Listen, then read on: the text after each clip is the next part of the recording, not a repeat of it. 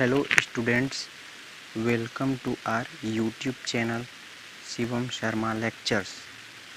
तो स्टूडेंट्स, हमने पिछले वीडियो में कुछ टॉपिक्स को कवर कर लिया था। हम परिमेय संख्याएं तक पढ़ लिए थे। अब आज उसके आगे का हम इस वीडियो में देखेंगे। उससे पहले परिमेय संख्या को हम फिर से रिपीट कर लेते हैं, यानी कि उसको रिवीजन कर लेते हैं। हम लोग परिमेय संख्या तक पढ़ लिए थे। अब परिमेय संख्या को फिर से रिवीजन कर लेते हैं। परिमेय संख्या होती क्या है? अब आपको याद होगा कि परिमेय संख्याओं की परिभाषा कुछ इस प्रकार दी जाती है। किसी संख्या को परिमेय संख्या तब कहा जाता है जब उसे P/Q के रूप में व्यक्त किया जा सके। जैसे कि हम लोग लेते हैं 7। इसे अब हम P/Q के रूप में निरूपित कर सकते हैं। जैसे कि इसे हम लोग 7/1 ये P/Q के रूप में हो गया है। देखिए, जहाँ पर P बराबर P जो है हमारा, जहाँ P बराबर 7 व Q बराबर 1 है। P और Q पूर्णांक होना चाहिए, यानी कि P और Q के स्थान पर कोई भी संख्या आ सकता है, लेकिन इसके स्थान पर 0 नहीं आना चाहिए। इसको हम लोग ऐसे लिखते हैं, Q ≠ 0। इसका मतलब होता है कि Q के स्थान पर 0 नहीं होना चाहिए। इस प्रकार से स्पष्ट है कि परिमेय संख्याएं P/Q के रूप में होती हैं। परिमेय संख्या का परिभाषा हम लोग इस प्रकार दे सकते हैं कि वे संख्याएं जो P/Q के रूप में निरूपित की जाती हैं उसको परिमेय संख्या कहते हैं, किंतु Q के स्थान पर 0 नहीं होना चाहिए। जैसे कि 8/0 इसमें इस रूप में नहीं होना चाहिए। यह परिमेय संख्या नहीं है। यह परिमेय संख्या नहीं है। परिमेय संख्या नहीं है।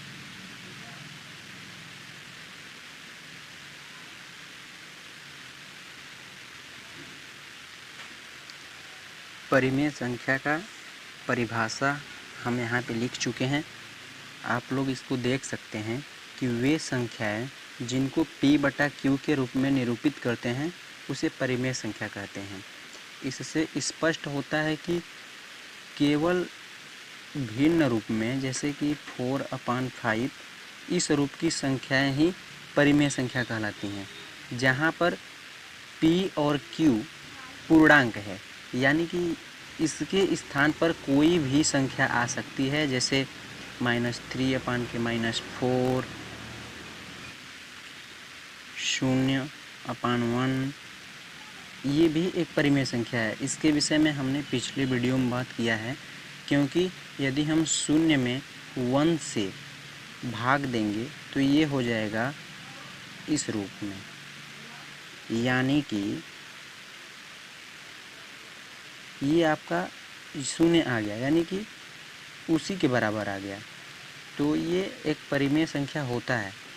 और यदि हम इसको ऐसे लिखें कि 8/0, तो ये एक परिमेय संख्या नहीं होगा, क्योंकि अभी हमने ऊपर बात किया है कि Q के स्थान पर 0 नहीं होना चाहिए। यह एक इसका कंडीशन है जिसको इसे फॉलो करना ही चाहिए, तब इसको हम लोग मानेंगे कि परिमेय संख्या है। और ये वाला परिमेय संख्या नहीं है। ठीक है, आप लोग पाई के विषय में तो सुने ही होंगे। पाई, जिसको हम लोग कुछ इस प्रकार से लिखते हैं।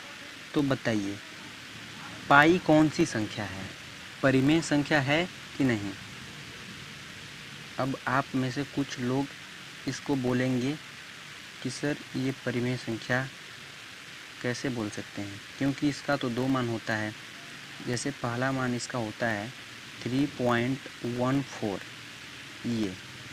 अब इसको क्या बोल सकते हैं? इसको तो परिमेय संख्या हम लोग नहीं बोल सकते हैं ना, क्योंकि परिमेय संख्या की परिभाषा क्या है कि वह संख्याएं जो p/q के रूप में हो, लेकिन ये तो p/q के रूप में है ही नहीं, तो ये परिमेय संख्या नहीं है। पाई का एक और मान होता है 22/7 यानी कि 22/7। इसको हम लोग परिमेय संख्या बोल सकते हैं, परिमेय संख्या है।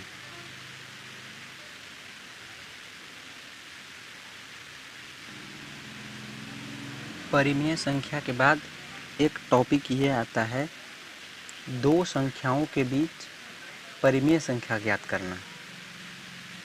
जैसे दिया रहेगा 3/4 और 6/4। अब इसमें पूछेगा कि इनके बीच कितने परिमेय संख्याएं हैं, उसको ज्ञात कीजिए, या बोल देगा कि 3 परिमेय संख्याओं को ज्ञात कीजिए। तो ऐसे प्रश्न को हम लोग अभी कैसे हल करते हैं इस पे चर्चा करेंगे। या फिर कुछ इस प्रकार से होगा कि 1 व 3 के बीच 2 परिमेय संख्या ज्ञात कीजिए।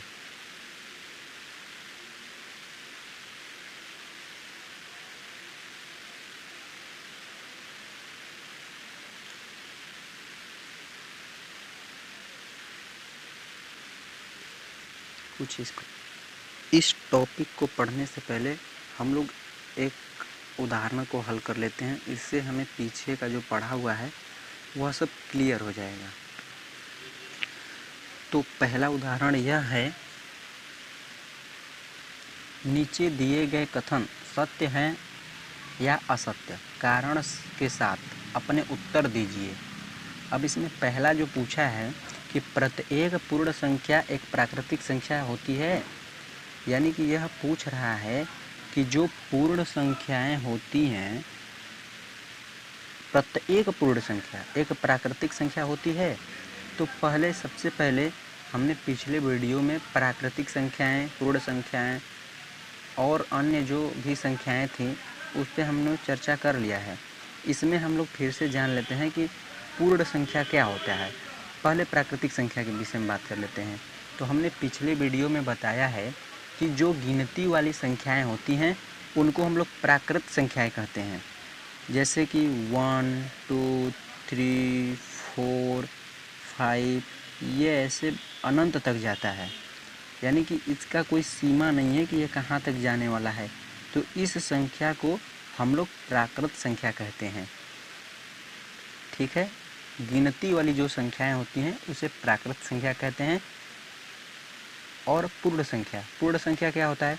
तो हमने बताया है कि प्राकृतिक संख्याओं में शून्य को सम्मिलित कर लेने पर पूर्ण संख्या बन जाता है। कैसे? जैसे कि प्राकृतिक संख्या ये हो गया। क्या है प्राकृतिक संख्या? 1, 2, 3, 4, 5, 6 ये ऐसे ऐसे अनंत तक जाता है, प्लस इन्फिनिटी तक। इसका भी कोई सीमा नहीं है। अब हमने क्या किया है कि प्राकृतिक संख्याओं में, यानी कि ये जो प्राकृतिक संख्या है इसमें केवल हमें 0 को ऐड कर देना है। अब ये पूर्ण संख्या हो जाएगी। ठीक, क्लियर है? प्राकृतिक संख्याएं और पूर्ण संख्याएं। प्राकृतिक संख्याएं ये वाली हो गई, गिनती वाली संख्याओं को प्राकृतिक संख्या कहते हैं।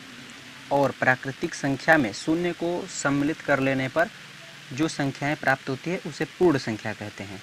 तो प्रश्न क्या पूछा है कि प्रत्येक पूर्ण संख्या एक प्राकृतिक संख्या होती है? नहीं। क्यों? क्योंकि शून्य जो है वह एक प्राकृतिक संख्या नहीं है, वह पूर्ण संख्या है। इसलिए हम लोग लिखेंगे कि यह कथन असत्य है। यह कथन असत्य है। असत्य का मतलब कि सही नहीं है, क्योंकि शून्य एक पूर्ण संख्या है लेकिन प्राकृतिक संख्या नहीं है। ठीक, क्लियर। आगे बढ़ते हैं। अगला प्रश्न है, प्रत्येक पूर्णांक एक परिमेय संख्या होता है। इस पे भी पिछले वीडियो में हमने चर्चा कर लिया है कि पूर्णांक क्या होता है और परिमेय क्या होता है, लेकिन परिमेय संख्या पर आज भी हम लोग चर्चा किए हैं कि परिमेय संख्या क्या होती है। p/q के रूप में जो संख्या होती है उसको हम लोग परिमेय संख्या कहते हैं। लेकिन पूर्णांक को एक बार फिर से जान लेते हैं कि पूर्णांक संख्या क्या होता है।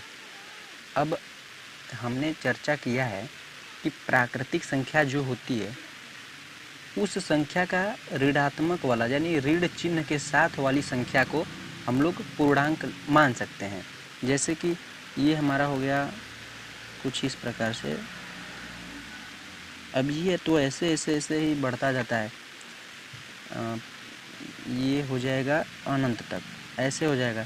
इसमें शून्य भी सम्मिलित होता है और इसमें -1, -2, -3, अब ये ऐसे जाता रहता है पूरा, यानी कि इसका कहीं अंत नहीं है। ये इधर जाएगा और ये इधर जाएगा। तो पूर्णांक संख्याओं में धनात्मक और ऋणात्मक दोनों संख्याएं होती हैं, इसलिए यह पूर्णांक संख्या कहलाता है। अब पूर्णांक संख्या परिमेय संख्या होता है क्योंकि यह सत्य कथन है। अब इसे हम लोग स्पष्ट भी कर लेते हैं कि यह कैसे सत्य है। जैसे कि इसमें से हम लोग कोई संख्या उठाते हैं, कोई भी एक डिजिट ले लेंगे, जैसे -2। अब -2 को हम -2/1 लिख सकते हैं, यानी कि इस रूप में कोई संख्या m हो गया। अब m को हम लोग m/1 इस रूप में लिख सकते हैं, यानी कि यह परिमेय संख्या है। अब प्रश्न क्या दिया है, प्रत्येक पूर्णांक एक परिमेय संख्या होता है। तो ये सत्य है क्योंकि कोई भी संख्या उठा लीजिए, मान लीजिए 5 हो गया। अब 5 को उठाएंगे तो 5 को भी तो 5/1 लिख सकते हैं, ये भी तो p/q के रूप में हो गया। तो यह कथन सत्य है, प्रत्येक पूर्णांक एक परिमेय संख्या होता है। इसमें से कोई भी लीजिए, जैसे 0 हो गया, 0 को भी 0/1 लिख सकते हैं, इसलिए यह भी परिमेय संख्या है। यह कथन सत्य है क्योंकि प्रत्येक पूर्णांक को p/q के रूप में लिखा जा सकता है। जैसा कि हम लोग यहाँ पे देख रहे हैं कि इसमें से हम लोग कोई भी संख्या उठा लेंगे और उसको p/q के रूप में लिख सकते हैं, इसलिए यह कथन सत्य है क्योंकि प्रत्येक पूर्णांक को p/q के रूप में लिखा जा सकता है।